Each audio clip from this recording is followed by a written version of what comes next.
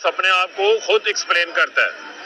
اب یہ نہیں ہو سکتا کہ آئین کے ہر آرٹیکل کے لیے اگر عمل درآمد نہ ہو تو آئین کے اندر شکے ڈال دی جائیں، اس کی سزا کیا ہوگی۔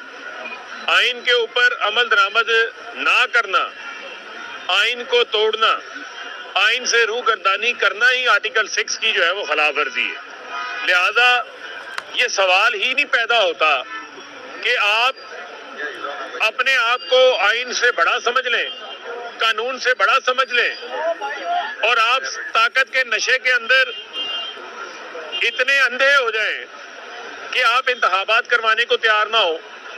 یہ انتخابات تک ہم پہنچے کیسے ہیں؟ پچھلے 9 ماہ میں عمران خان صاحب نے بھرپور عوامی مہم چلائی، ملک لانگ مارچ کے دوران اپنے لیڈر کے اوپر قاتلانہ حملہ ہوتا ہوا دیکھا۔ یہ عمران خان کی ایک دلیرانہ اور ایک بڑی سوچ کا نتیجہ تھا کہ انہوں نے پوری قوم کو یہ پیغام دیا کہ آپ نے مشتعل نہیں ہونا۔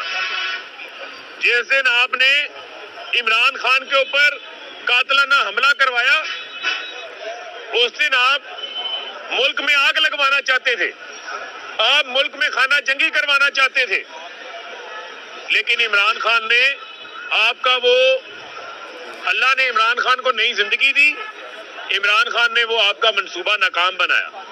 عمران خان نے قوم کو کہا کہ ہماری جدوجہد پرامن ہے، آپ نے پرامن رہنا ہے۔ اس کے بعد ہم نے اسلام آباد مارچ اپنا مؤخر کیا۔ کیوں کیا؟ کیونکہ آپ چاہتے تھے کہ اسلام آباد میں تصادم ہو، ملک میں خون ریزی ہو۔ ہم نے آئینی رستہ اختیار کیا، یہاں پر کوئی کونسلر کی سیٹ نہیں چھوڑتا۔ ہم نے اپنی 2 صوبائی حکومتیں تحلیل کی، کیونکہ آئین میں اگر صوبائی حکومتیں تحلیل ہو جائیں تو آپ نے 90 روز کے اندر اندر انتخابات کروا